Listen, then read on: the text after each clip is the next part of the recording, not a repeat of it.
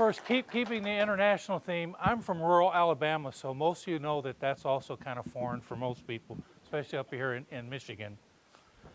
Secondly, as a disclaimer before I get started, everybody here came to get educated, right, to get smarter? Well, this isn't the class that's going to happen. This is not going to be a technical presentation. I used to give technical presentations all the time. For the first 25 years of my career, I taught SBC, DOE, Six Sigma, all those, and I got burnt out. So they finally kept asking, and finally Jay Zhu, who was the secretary for the ASQ Auto Division, asked me to speak, and I was in one of those kind of moods. And I told him, as long as I can speak about something non-technical and vent a little, I'll speak. And I thought for sure he'd say, no, we always technical. And he said, oh, yeah. So that's how we got back into this. The discussion we're going to have today starts back in 1976. Some of you weren't even here then. Looking around the room, I'm sure quite a few of you, and if you were here, you were so small you don't remember. We're going to go through a little bit of a time warp here and talk a little bit about how quality has evolved over the last 40 plus years and how some things remain the same over that time. This is an interactive class or interactive section. I've got some things I need to get through, so I'm going to go kind of quick, but it works best when we have audience participation. Especially, I'll have some questions that I'll ask. So as Jim had said, since they're trying to share this with folks outside this room, if you have a question, I want to see if you can speak up into the microphone. That would be helpful. So let's start at the beginning again. 1976, two things happened that year. One, I got bushwhacked into quality. Never had any intention to be in quality. Didn't want to be in quality. Wanted to stay as far away from quality as I could. But the other thing that happened in 1976 is I got married. And in order to support my wife's habits, which some of them are expensive, some of them are not, I had to have a job. And the job I had was take it or leave it in quality. So that's how I got into quality, is right at the very beginning. 40 years plus.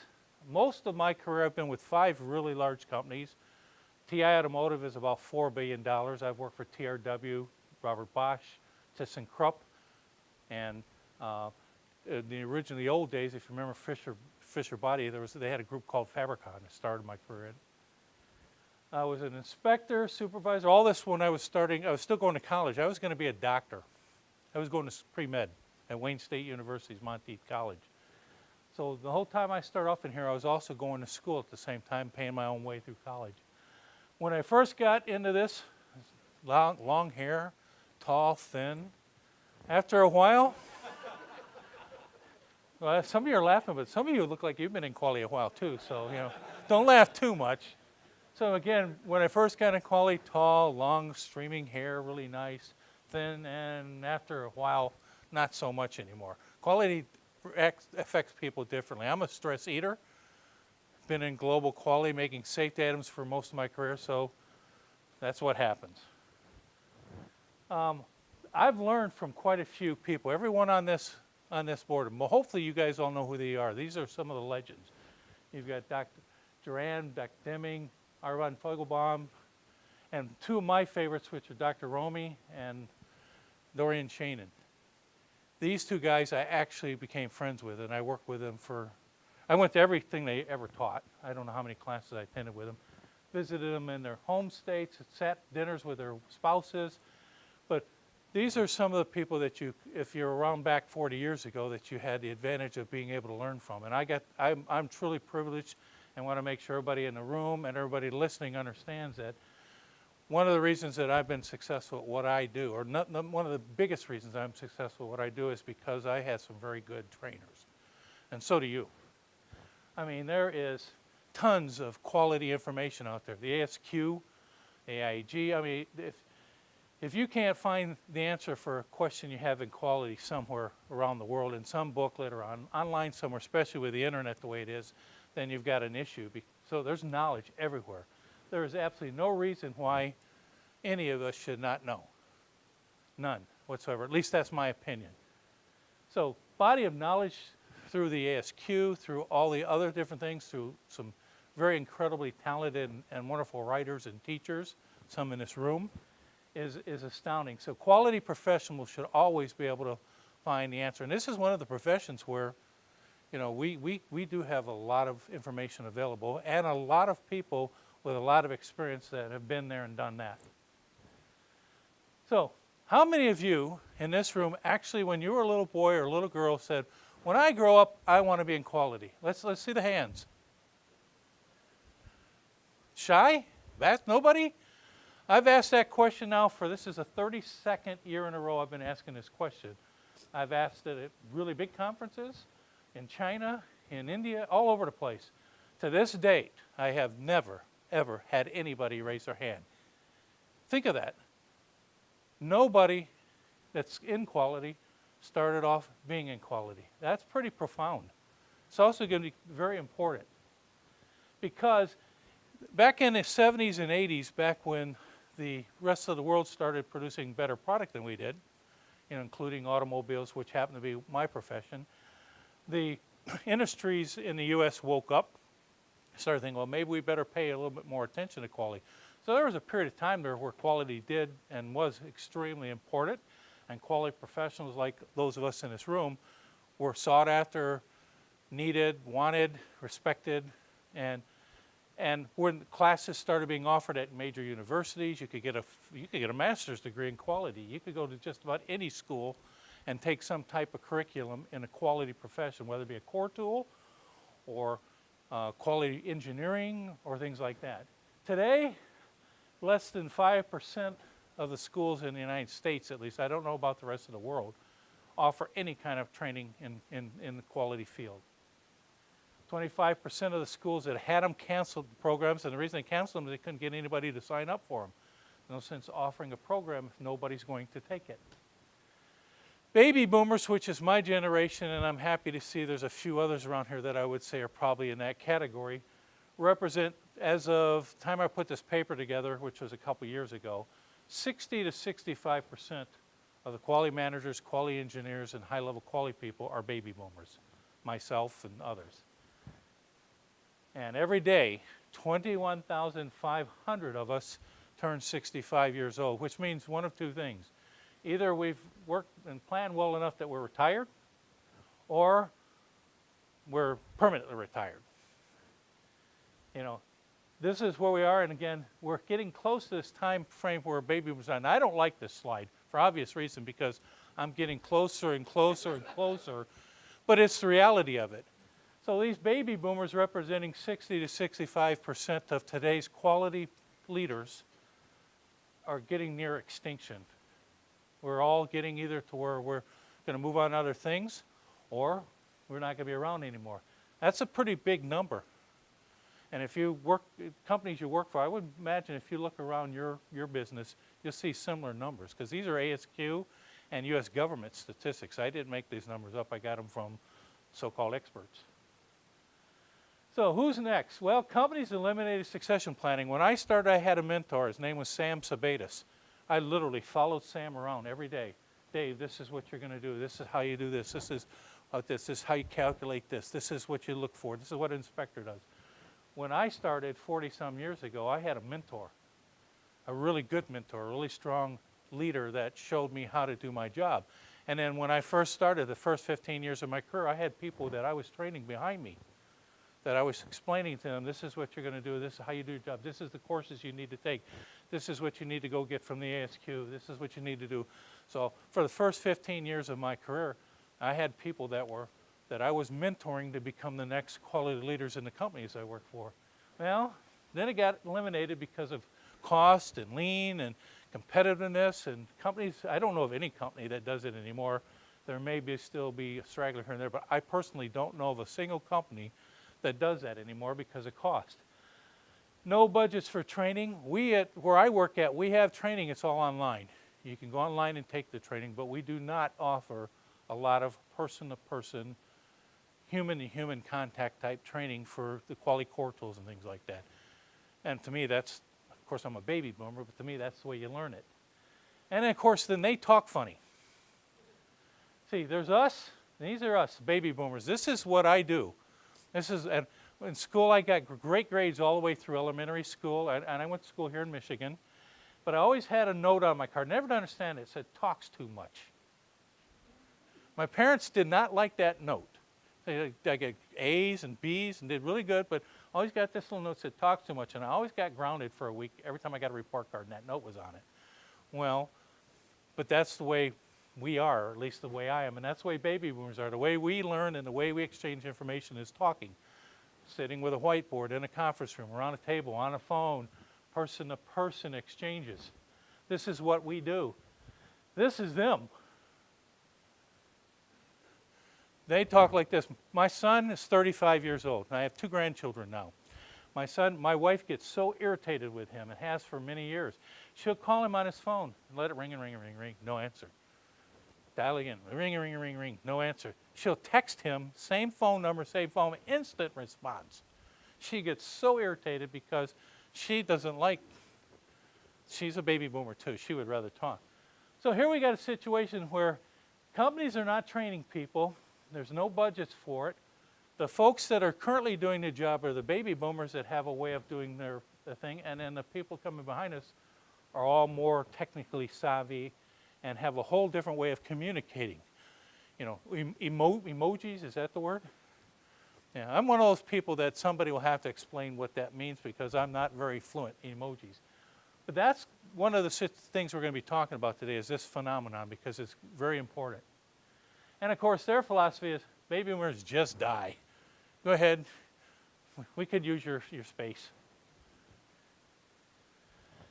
So back in 70, like I said, I want to start back at the beginning because it's been a big circle. Back in the 70s, everything was more hostile.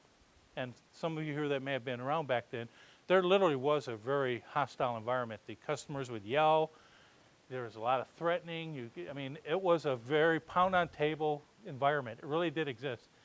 We were really good at containment, problem solving, and especially turning the other cheek, because if you didn't turn the other cheek, you didn't last very long, especially in the quality profession back then. And it was the era of fire the quality manager. It really did happen. I can give you names. Several friends, highly qualified, high-skilled people. Something got shipped out the door, you blame it on the quality manager. He didn't make it, or she didn't make it. They may have even had a hold tag on it. But anytime there was a bad quality reputation at the company, it was always the quality manager's fault. That's the way it was. There's still a little bit of that today, but it was the mode back then. Happened all the time. And then there was a lot of customer requirements. Nobody trusted anyone. The OEMs didn't trust the suppliers, didn't talk to us with anything other than beat us up. Suppliers didn't trust the OEMs. OEMs didn't trust each other. Suppliers didn't trust each other. Nobody trusted the government. But then again, that's probably never going to change. But there literally was no trust. Then, and this is what the customers wanted back then. Again, going back 40 years, every customer had their own unique requirements. Some have different requirements depending on where you were at. There were European requirements, North American requirements, South American requirements. There was literally there was all over the place. Basically what they wanted was blood. And they got a lot of it. They did. They got a lot of blood back then. At one time in the 70s, there were 50 different, this is just the automotive industry. I did a survey about 4 months ago. And my understanding is in aerospace, there were 16 different ones back then. Medical industry, there weren't as many of the things, but there was a lot of different government codes and regional codes and things. So just a total mess of requirements for what you had to do. So if you were trying to do something for a customer, there were a lot of different ways you had to do it, and they weren't anywhere near synced or in line. So then what happened? QS 9000. How many here were in quality back when that came out? If I'd have been a smarter man than I am today, I would have been rich because 2 of my closest friends back then asked me to go into business with them training this stuff. And I was one of those guys who thought, the OEMs will never get along. It's never going to last. There's no way this is going to. And so I didn't get involved with it. They both have big homes on an island and are real wealthy, and I'm still working for a living. QS 9000 came out as the first attempt, at least by the big 3, to try to start working together and coming up with some common practices. And I understand other industries are trying to do the same thing. So thus came the core tools, which are still in existence today. And then it all became about money. Then they didn't no longer want blood. You can keep your blood, just give me cash. I want cash for this. I want you to pay for this. I want you suppliers to give me this. I want 3% back every year in your pricing scheme. So it all became about money. And all these tools, instead of being designed to specifically help resolve risk and quality problems, we're now looked at as a way, well, that we can reduce price. And I don't know if anybody here ever had an experience where any of these tools were ever used for that, but that's how they became. It was still a little bit better. I actually participated, and still am on these councils, even though they met, on 2 different supplier advisory councils, where we were meeting with competitors and having discussions about things that in the old days would never have been discussed. We were talking about common problems, common solutions. It was actually probably the most fun I've had during my entire career is working on these committees, because there were competitors, including German competitors, that we were sitting around rooms with a customer talking about things we did to make stuff better and that they did to make things better, and sharing, and it was actually quite enlightening to be able to do this. Then, boom, first of the big recalls hit, the Toyota recall. Number 1 most respected manufacturing company, not just an automotive company, but one of the most respected manufacturing companies in the world. The Toyota everybody in the world was aware of Toyota. They had a major problem. Ever notice that when you have major recalls that get the news, that all these other companies all of a sudden announce their less newsworthy recalls so they fly under the radar? And it happens today still. Every time there's a big recall, next thing you know, there's 30 smaller ones being announced at the same time so that you don't pay attention to them. And you ever notice how competitors somehow find a way to beef up their marketing and be able to make more parts that take up the slack for those guys that are going through a recall? Those are 2 phenomena that happens every time that there's a campaign anymore. Of course, then we had this one. All of us here in Michigan and in the Midwest, and even if you're not in the auto industry, this one you know about. It's still going on today. The ignition switch problem. Is there anybody here who didn't know about this or had never heard about this until today?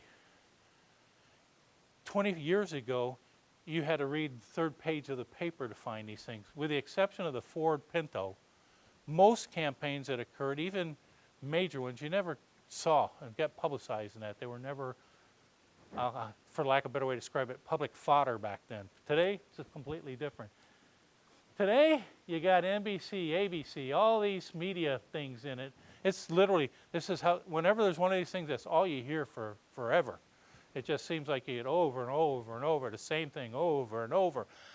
I personally get tired of it, but I'm sure there's people that interested on that stuff. It's everywhere. Lawyers get rich.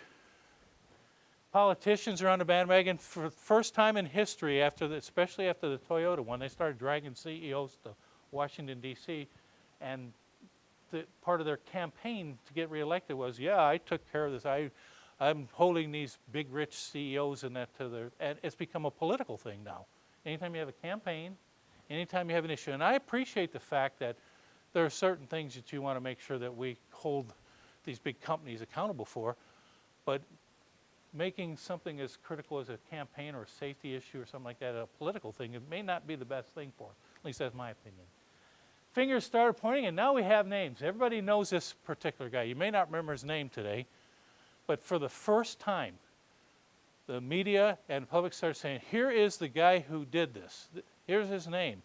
And anybody in this room who thinks that that person did this by himself, I'm not familiar with the automotive industry, but this gentleman, right, wrong, indifferent, whether it's all of a sudden in China, when I was in China, all over the world now, that picture is up there showing this is the guy who's killing all these people with these ignition switch things. That's basically what everybody's saying. Ooh, or I hope they hang him. I mean, I literally was in places not anywhere near our country hearing people talking about this guy from General Motors who didn't care about anybody and who did this sort of stuff. So it's gotten to the point now where, and it's not just cars, dog food, peanut butter, child seats, there's campaigns everywhere, and nowadays when it happens, names and faces and things go up all over the world publicizing it, because that's how you sell papers and that's how you get people to turn on your channel. It's become quite a celebrity thing. So as a result, we have more rules, and including more government rules, more processes, more paperwork, a lot more audits. People are suspicious again, and all that trust that we work to get through those advisory councils is now gone again. Now, the company I work for, we make fuel systems. We make fuel tanks We make fuel lines, brake lines, things that handle safety fluids. If the product we produce does not work right, people can get killed. I have 130 plants worldwide that I'm responsible for, and everything we produce is a safety item. So what do you think happens nowadays when we go into the customer and say, listen, we got this engineering change we want to make. It's a really good change. It's a really good idea. It really works. What do you think happens nowadays after these engineers' pictures are being plastered up all over the world every time they make a change? And I'm assuming it's the same for any kind of item, not just safety items. The time it takes to get engineering changes put through, including those that are really important, those that can really save money, those that can make the product more viable, better reliability, are taking 5, 6, 7, 8 times as long as they used to. And I'm not against doing it, correctly, but it's bogging down a lot of really important changes. There are things that should change, and there are things that change can make better. But because of these things, nobody is willing to sign on anything without an extensive amount of testing. We literally have to do crash tests of cars, which takes months and months and months and months before we can get even basic changes put through anymore. As a result of all the attention and what's going on with the world as far as recalls. So, will it ever end? Like I said, it's not just automobiles. There's tons of different things every day. In fact, if you read the paper this morning, there's a couple more announced. All different. I'm assuming that whatever industries the folks in this room are in, your industry's probably had something that's been recalled recently, whether it's dog food or I guess they're cleaning all the Sargento cheese up off the shelves again around the United States. Literally, child seats, toothbrushes. It's just no limit to what's being recalled and what's being brought back in. And in some cases, because they found one item that was bad. I can remember earlier in my career and up until maybe 10 years ago, when we found a problem, we put teams on it, we investigated it. We were allowed a couple days to do some real good in-depth problem solving and drilling deep and wide to see if we could find out what the root cause was. And sometimes we could find clear evidence to show that it's only this small window of product. It can't be anything above or anything after. It's a small window, so we only need to get those. And by the way, we've got them all in our dock. We found the problem in our shelf in the first place. But nowadays, within 2 hours, in my business, if you haven't got an answer, they're shutting down their plant and they're starting campaign procedures to go after cars. 2 hours. I don't know about you, but it's very difficult to research, especially something we produced 3, 4 years ago that's now being found in warranty, go back and find out where they're all at. So nowadays, it's just automatic. If you've got, especially safety items, and I appreciate, I've got grandchildren that I don't want to ever be in an unsafe car either. But nowadays, if you've got basically 2 hours to present everything you've got, and at that time, the hammer gets slammed down now, and you're in a campaign. So the world is different. Not saying it's worse. I'm not trying to be judgmental. I'm just saying that as a result of all this stuff, there's nobody trusts anybody at all. None. And as a result, you've got problems. In my industry, and I think it's probably the same in anybody else, if you deal outside the United States, there are parts of the world today that the concept of intellectual property means if they're smart enough to use it, they own it. Doesn't matter about patents. It doesn't matter about anything like that. This is a real phenomenon. And as a result, companies no longer want to share their risk information. I've got a large tier 1 company that I deal with both as a supplier and as a customer. And I got a letter from the executive vice president of quality from the division that we supply saying, we're no longer going to give you our FEMAs. We're not even going to share them with you anymore because we've had so many things pirated away. We're just not sharing this information anymore.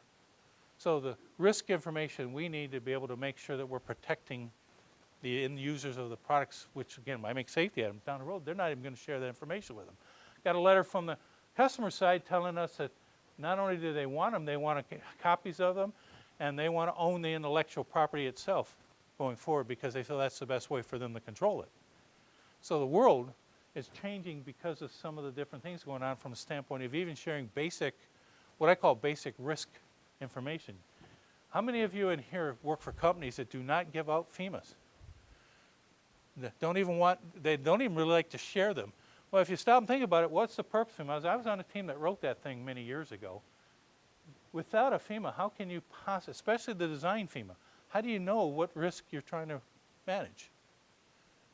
I mean, fundamentally, that's just a problem. I even have suppliers, large ones, that refuse to give us PPAP. Obviously, I'm having a hard time shipping product without it, but I get letters every day.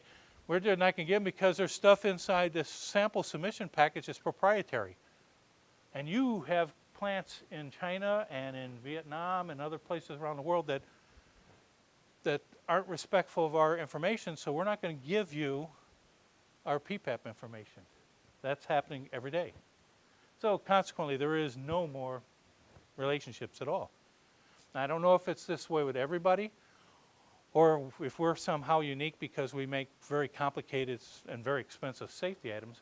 But I'm seeing this in my division, in the ASQ, the automotive division, my members are saying this. I get emails all the time asking, what do we do about this and how do we fix this problem?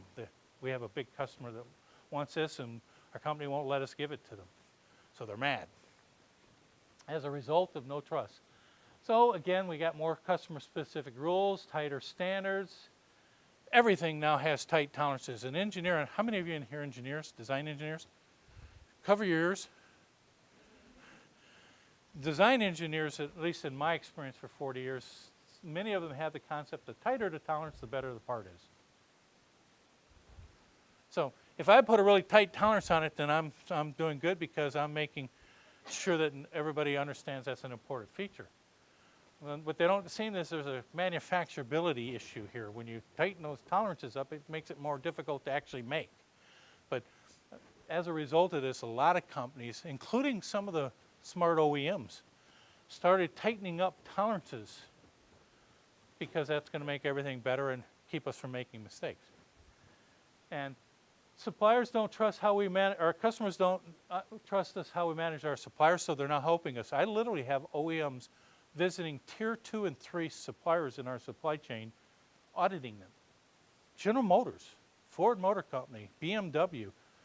We have Germans doing VDA audits down 3 levels below our level, tier 1 level and thing, looking at suppliers because some of these recalls they've had and some of these major issues they have come from that level in the supply chain. And we, truthfully, because of the price constraints and the rules they put in place, haven't done a very good job of managing them. So now they're helping us. And again, decisions are based on time, not data. More audits. So trust is completely gone again. And I'm speaking from experience with my industry. I believe, based off what I've heard, that other industries are having similar dilemmas. But for the automotive industry, I can tell you that's the way it is. So they came up in 2014 with another new standard, ISO TS 16949, but then they had to have addendums, they had the VDA, they had customer-specific requirements. There's a lot. It's not just like it's all one nice standard. There's multiple versions of it. And that's basically the industry standard. You know. And then now, 2016, they just launched IATF. I wrote a paper, published it in Quality Progress back in October with Rod Monroe about predictions on this, and everything we wrote is coming true. And I'm working on a book now on the same thing because this standard is quite unique. And then, of course, you still have, there's 2 standards now because they split them. So you actually have 2 standards. And you got untold customer-specific requirements. So we're back to where, even with a new standard that's currently being launched, and 400 and I forget how many shells, somebody probably has a count of, there's just tons and tons and tons of them, down to the nth level. That's where the automotive industry is. And I know the ISO 9000 2015 standard has affected probably everybody in this room. The shift to leadership, the shift to risk, all that kind of stuff. So everybody's being affected by all these standards, which are intended now to make everybody do things the right way and fix all these problems we have with corporate people lying and doing every kinds of things. So now they're not only looking for money in price givebacks, but now they want us to pay for warranty, they want us to pay for the tools, they want us to pay for the upfront testing for everything. I mean, it's literally getting to the point now to where Every time you look at a new manual from somebody, you have to have a lawyer look it over to make sure of what you're signing up for. I can tell you that in the 70s when I first got into this, you read the manuals because you wanted to know what it is you'd signed up for, but you didn't have to have your legal people review them to look at the little things between the lines to see what you're getting. Got a double secret indemnity cost, and you'll pay 3 times this if it happens a second time. And I mean, the stuff that you're finding out there today is ridiculous. Nobody trusts anybody. So they always change the rules. Literally, we have, since the IATF standard has come out, we have one customer that's just released their 3rd revision of the addendum to the standard. It hasn't even been out a year, and they're already releasing their 3rd. It's just amazing. And the customers, again, like I said, we get these letters, not emails, not verbal letters on letterhead saying, from this day forward, anything that you develop that's going to be used in any product that we price, we will be the owners of the intellectual property. So if I invent something, but I'm putting it in your car or in your vehicle, you own my invention. That's becoming quite a challenge. So, and then of course there's leaders that happen to throw things on us. Some of them sometimes say stuff that gets people riled up. Mr. Marchione's a brilliant guy. I've met him. I think he's done a tremendous job for the companies he worked for. But he's got this philosophy. He's an open, honest guy, which I respect. But sometimes when you say things in public, it takes it wrong. So he happened to mention in a forum about how he was envious of the fact that suppliers' margins are bigger than the OEMs. And then the next day, things went out from their sales force saying we want more givebacks next year. So that didn't go over real well.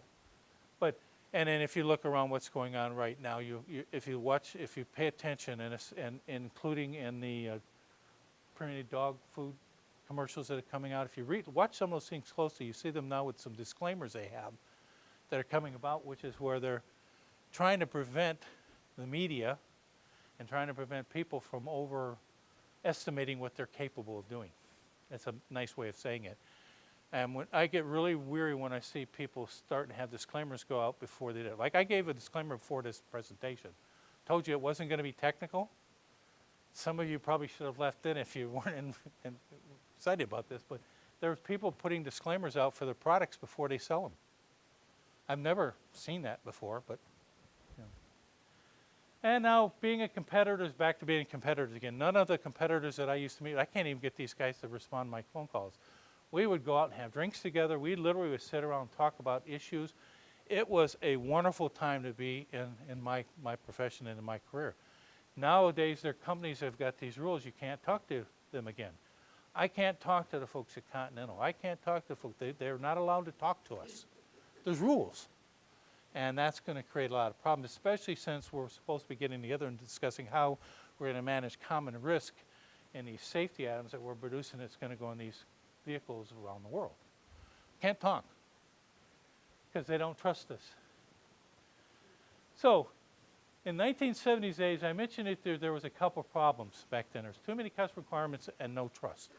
Which one of these do you think is the most important or the most prevalent? Trust? Well, the reason you have all these customer requirements is because they don't trust us. If they trusted us, and again, I don't think this is strictly automotive. I think those of you who work in the medical and in any of the other industries in the Grand Rapids area or anywhere around here probably have the same issue. That without trust, it's very difficult to have a strong relationship where you can manage risk properly, keep costs down properly, because you spend more time and money behind the scenes doing things and behind the back doing things than you do in face-to-face conversations. So trust is the problem again, and it's because of all these issues that come about, social media, the liabilities now, the cost of problems now has gone way, way, way up simply because of the way that we treated them. So if you don't trust somebody, well, let me talk about this. How many people in here are golfers? You're a golfer? Okay, I'll tell you a little story. I'll take a little time to tell you a story. You're in your golf league, and you're in the last day of the year for your golf league, and you're playing for the championship for your golf club. It's you and another person, and you two are tied going into the 18th hole. Whoever wins that hole is going to be the champion for your golf league. Everybody wants to win their golf league when they go on a golf ride. I mean, it's all about having fun and enjoying yourself, but it wouldn't be bad to be the top golfer, right? So you're up on the 18th tee, and you won the last hole, so you're tied. You get to hit first. So you hit the drive, and it's beautiful drive down the middle of the fairway, 260 yards, right smack in the middle, and you're sitting. You know, golf etiquette says you can't cheer too much. You know, you got to be polite about it. But you know, you're feeling really good because you had a really nice shot. Your opponent gets up there, and whack, and he slices that sucker, and it goes off in the trees, and you hear it just bouncing, bam, bam, bam, off trees. You try hard not to snicker because you're not supposed to. And golf etiquette says you're supposed to go over and help your opponent try to find his or her ball. So you're looking, he can't find the ball. It's nowhere. So again, golf etiquette says that after a certain amount of time, you got to give it up. And of course, there's a 2-stroke penalty. You can't find your ball, and you got to go back into the tee and hit again. So your opponent says, okay, I'll tell you what. You go ahead and go on out, hit your next shot. I'll look another minute, and if I don't find it, I'll go back and hit another ball, and we'll go from there. So you go to your ball, you line it up, and you hit another beautiful shot. I mean, it's on the green. It's 6 foot away from the hole. You're just stoked. I mean, you got at least a par, and it could be a birdie. And this person's in the trees, right? And all of a sudden you hear, I found it! And you hear a whack and bouncing off trees and never got more than 2 feet off the ground. This thing comes flying out of there, and the next thing you know, it rolls up on the green, and it's that far from the hole. So here's where the trust limit comes out. Do you take his ball out of your pocket that you found a long time ago and tell him, I know you didn't hit your ball, or do you trust you're going to make that 6-foot putt? So trust is a two-way thing. The point behind that is you got to make sure that, you know, if you really want somebody to trust you, you need to be trustworthy yourself, because any kind of relationship, whether it be business or personal, if you don't trust the person you're dealing with, you're going to have a difficult time having any kind of relationship at all. So that's just a little example. And to me, you can't have a partnership of any kind without trust, and you have to earn it. Trust is not something, there's people in this room that I'm looking at from here that you've got a nice face. You all look really nice people. But if you ask me to give you $1,000, you promise to give it back to me next week, as nice as you all look and as friendly as you all look, I'm sorry, I'm just not that trusting of a guy. But, you know, after we talk for a while and understood the situation, it's possible, but it's not something that you get automatically. It's something you have to earn, just like I would have to earn your trust from me as well. Once you have it, do what, especially in business, but even if, you know, I've been married 40-some years. Met my wife, we went on our first date May 1st, 1976. Got married July 17th, 1976.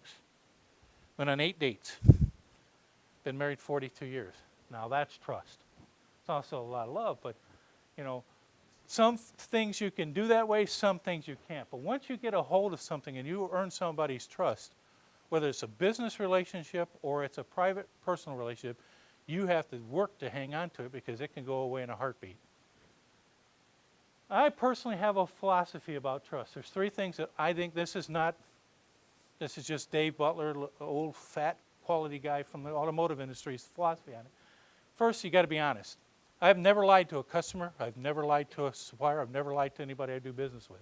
I'm not perfect. I don't claim to be perfect. I'm not some all-knowing.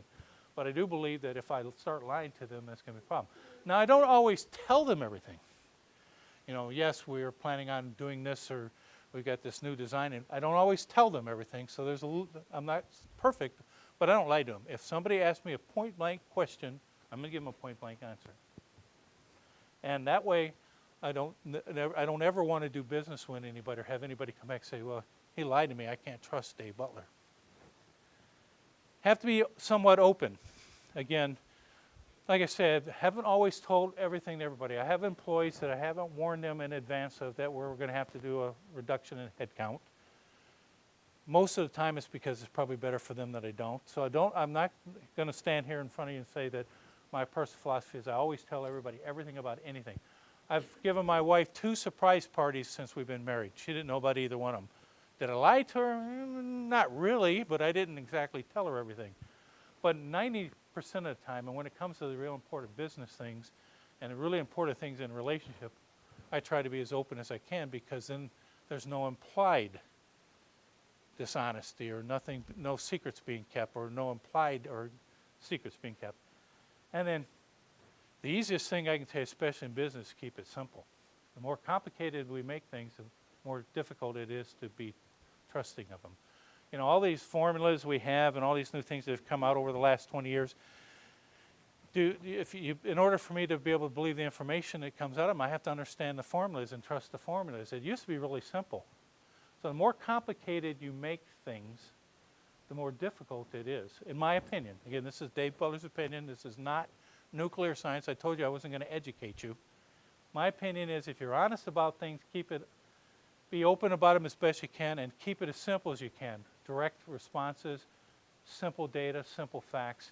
That's the best way and the easiest way to keep people's trust and earn it. So if you don't have trust, do you believe in data? How good is the data if you don't trust it? How good are your contract agreements if you don't trust them? Commitments if you don't trust them? Results? Any of these things. How good is any of this? What good is a relationship if you don't trust somebody? Do you have this kind of relationship? Do you have this kind of relationship? Again, to me, trust is when you throw a child up in the air and she not only enjoys it, but she wants you to do it again. She trusts you're going to catch her, or he trusts you're going to catch her. To me, that's a concept of trust that I want to have. So hopefully, again, I went through this stuff really fast today because usually we get a lot of questions about these sort of things. Or I like to get a lot of questions because this is an interesting topic. Anybody have any comments or questions about this? Anybody have the same experiences?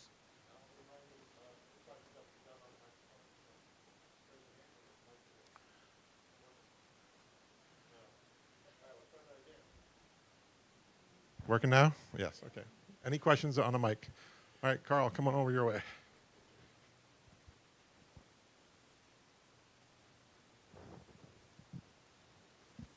I'm not all familiar with the automotive industry. You showed a slide with 2 standards. I know ISO 9001. The other one was, I think, integrated something. Can you just talk a little bit about that, and how does it, is there any relationship to the 9001? Yeah. Back in 2014, the automotive industry adopted a standard called ISO/TS 16949.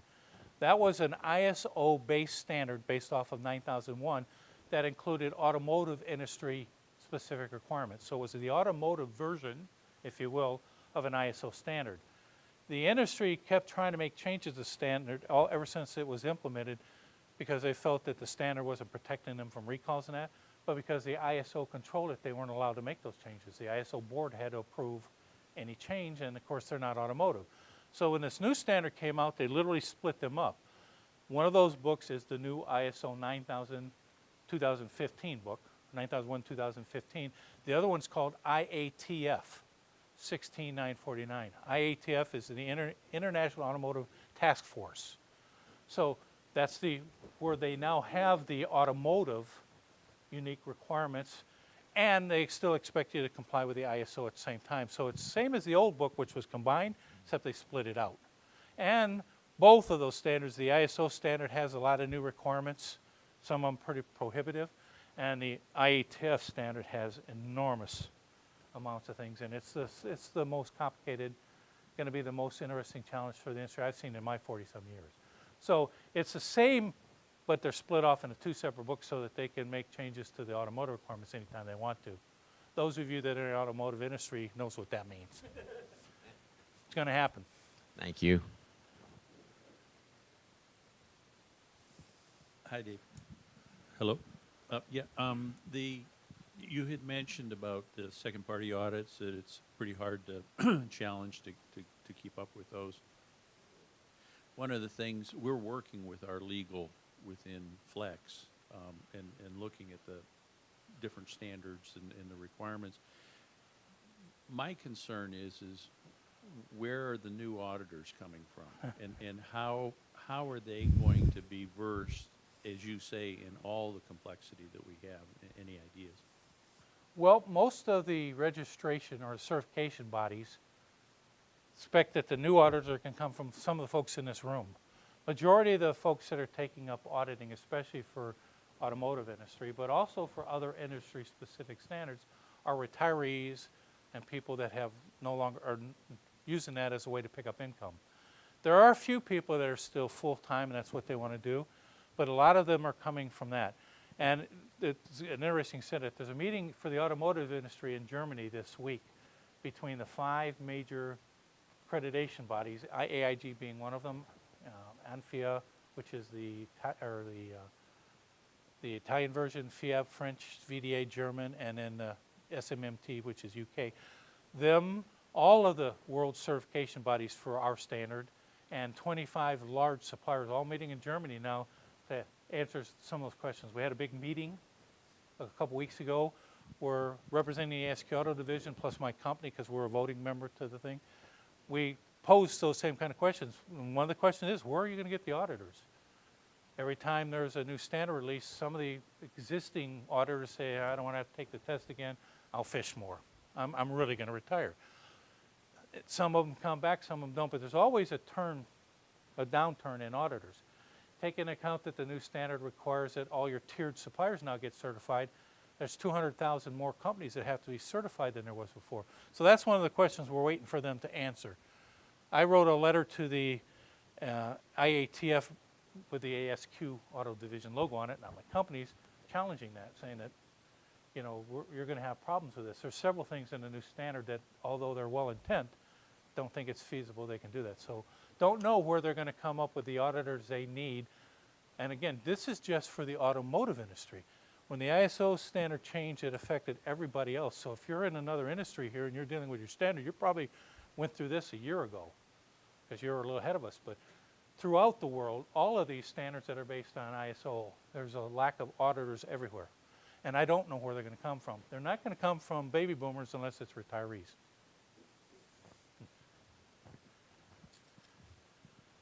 That's the $64,000 question, one of them. I just wanted to give credence to your statement. I just turned 68 years old, and I'm studying to take the IATF exam in December. So,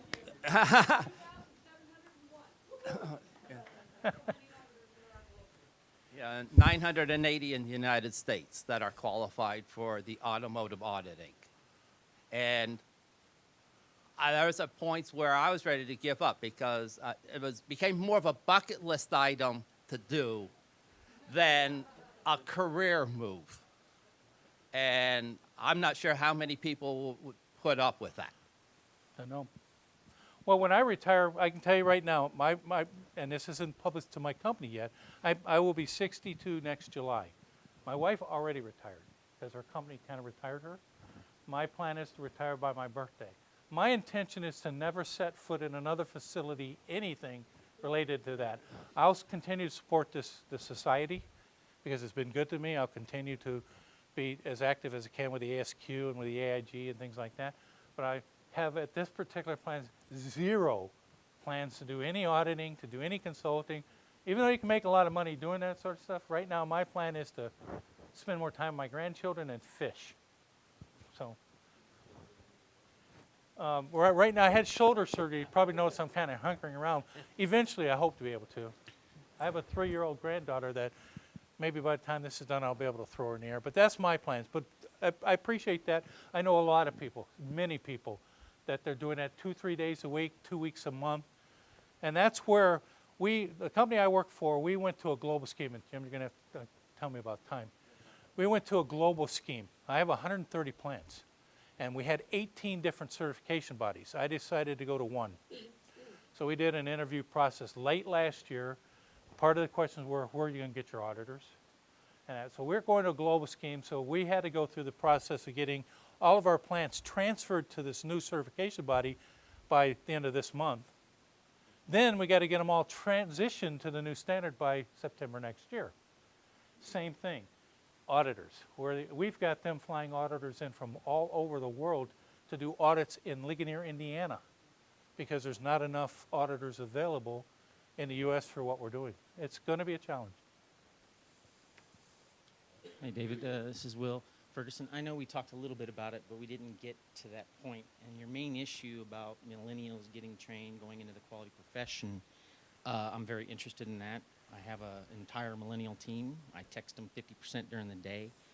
I know you bring up the problem. Do you have any ideas of resolution for future for that generation? Because I'm in between the baby boomers and the millennials.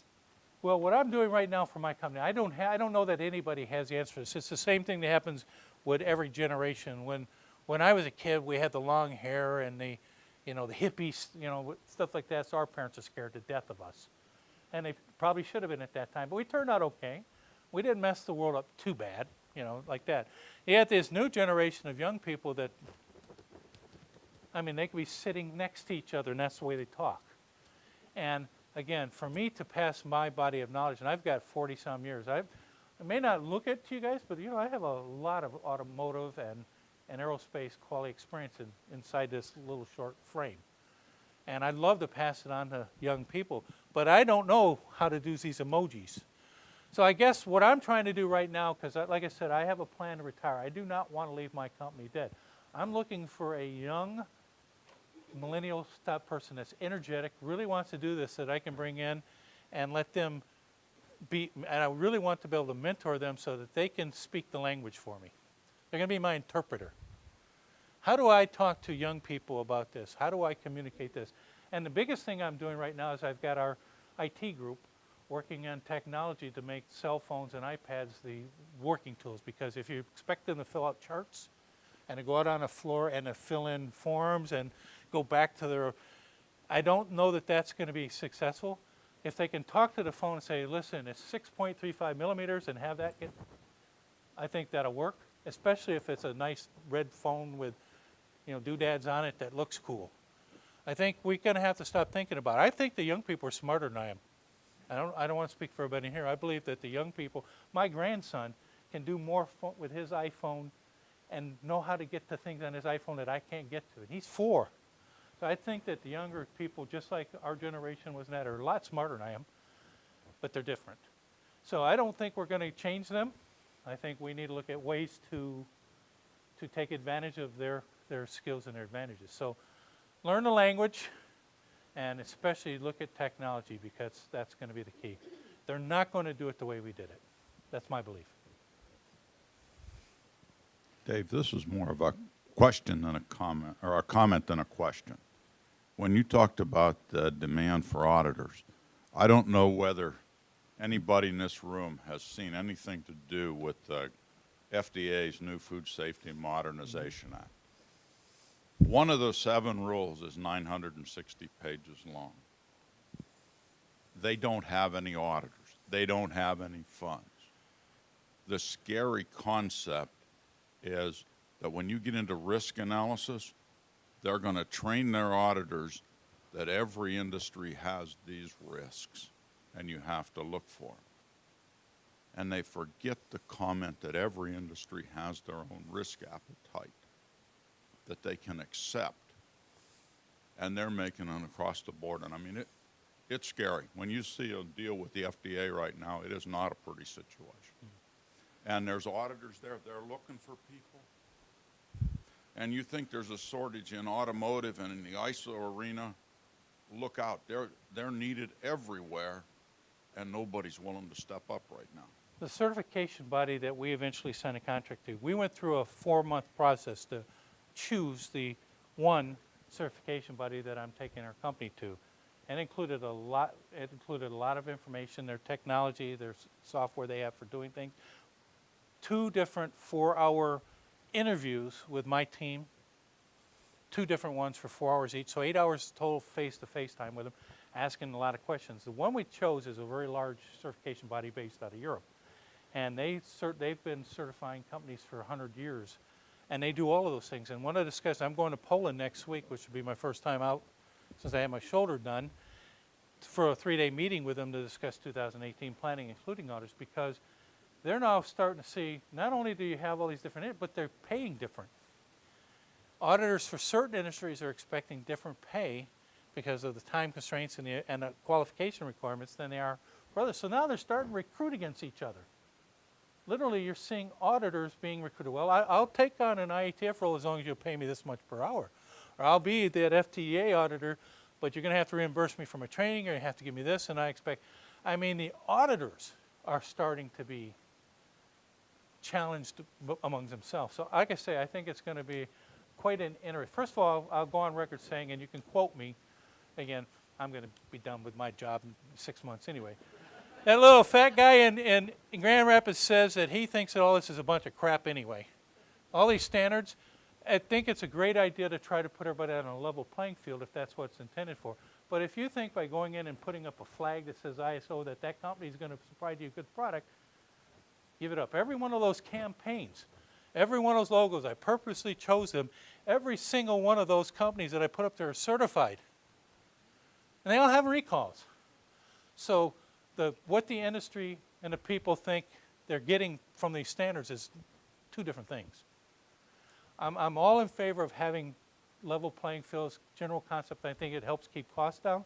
But I think if they think that those things are going to stop recalls and CEOs from hiding things and from falsifying this and from putting wrong coding in it, I think that they're crazy.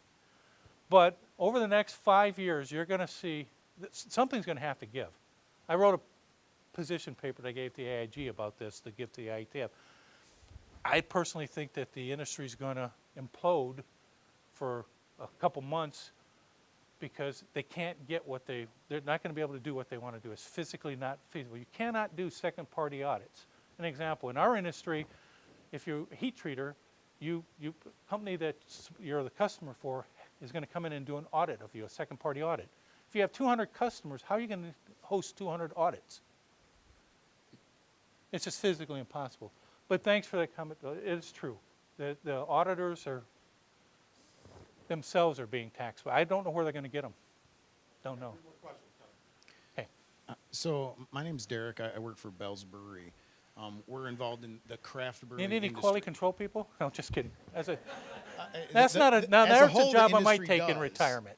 So we work in this relatively new, immature industry, and currently there is a lot of interaction between craft breweries, sharing information, working together. What advice would you give to an industry like this to maintain that trust and continue to work together to benefit each other? None of us alone have the resources to develop something that a large international corporation can do. But right now we're working together quite well, but you can sort of smell that in the future that may not be the case. What advice would you give our industry to continue to work together and trust each other? Well, like I say, be open with each other, honest with each other. Make sure that what you're doing is literally trying to work with each other. You're in there just trying to come up with a competitive advantage. Sooner or later, that's going to come. And that's probably what's going to happen. New industries go through that phase. Start off everybody trying to help each other because that's the right thing to do. Then they notice that, this guy's sales going up, mine's not, and it becomes competitive and it changes. The advice I would have for the local craft breweries and the things like that is either get on a plane and fly to Germany and go over there and visit some of the people there. There are German beer laws. And some of those German beer laws include standards for how to produce, how to communicate. You don't necessarily have to adopt them, but if you want to learn a good way for quality control of beer or how regulations work with beer, and not just the good things, but the bad things too. That might not be a bad place to start, as there are places where they're already gone through what you're going through. And at least having an understanding of what they've developed over the last 200 or 300 years or whatever might be a good start. But if you want to work well with people, it's the same as any industry. You're going to have to, again, why are you talking to them? Why are Bell talking to Atwater, talking to the other ones? What is the purpose for it? If it's truly to help the industry, then you'll succeed. But when it gets to the point to where, our owner and our business is starting to suffer because we've helped them and now they're selling more than us and they're taking that's when it's going to get to be a problem. That's the nature of capitalists. But like I say, if you ever need anybody in quality control when I retire, that's something I might be willing to try. My wife won't like it because I'm supposed to be losing weight, but hey, once a week or something like that. So, yes. Hi. Do you think that it's feasible for a college to set up a training program for young auditors who have no industry experience to go into any industry. So a college is going to set down, here's the basic stuff that you need to know. When you get done, you're going to have to go take your specific, whether you want to go aerospace, automotive, food, whatever. But can higher education help, I guess is the basic question. The answer to your question is not only do I think it's possible, I think if we don't do it, we're in deep, excuse my French, deep trouble. As I said before, the next generation is coming from the kids that are out there today. So if we don't find some way to communicate with them and get them involved and figure out a way to acclimate us to them and them to us, new version, you can't do it. As chair of the ASQ Auto Division, I have a person right now that is working with a couple local colleges over in our area, in Detroit area right now, trying to do just that, setting up programs with students to teach them some of the ASQ stuff. We have a person in the audience here that's working on core tool training, trying to share that with the young people. But I think that that's the challenge that we have, and I'm glad you asked the question, because part of the purpose for this paper was been telling the folks that run the ASQ and the AIG for 15 years that if you guys don't get off your butt and figure out the answer to these problems, you're going to go away. There will not be an ASQ or AIG or anything like that because there won't be anybody joining it. So not only do I think it's possible, I think it's required. And I think what it's going to take is maybe not myself, my generation, because I don't know emojis. Somebody needs to be able to sit down with the younger people and visit schools, such as this one, go in there and talk to the students, talk to the professors who are teaching and fairly successfully teaching them. How do we get this information to these young people? How do we get them interested in it? And that means maybe rebranding quality. Maybe the word quality itself is not a good thing. Maybe we have to talk about being risk managers or innovative people or some terminology that the young people will catch on to. Because the word quality over the last 100 years has become, in some circles, taboo. And I don't know why necessarily, but the word quality doesn't mean the same thing it did 42 years ago. So I hope that somebody figures that out. One more question over here. You'd asked where they were going to get some of the extra auditors that they're going to need, because it's going to be a huge push. There's 68,000 businesses right now that need the IATF standard just by itself all over the world. And roughly, if I remember the stats right from AIAG, about 500 of them currently have certification. And there's 2,700 guys running around the world trying to help make that happen. So we're going to run out of runway real soon. And what they're doing is they're snitching from the companies, because every business in the world is putting their people through all these training programs so that they can get IATF certified. They're going to throw a whole lot of money at your quality guys for 1 to 2 years. All the transition's going to happen. Your guys are all going to quit and abandon ship so they can go out and do auditing and make hay while the sun shines. And 2 years from now, they're all going to be let go. So there's going to be some heavy cherry picking really soon. We've already started to see it. We've done a lot with our guys to keep them motivated so that they stay in play, and not get tempted by that 1 to 2 year time frame.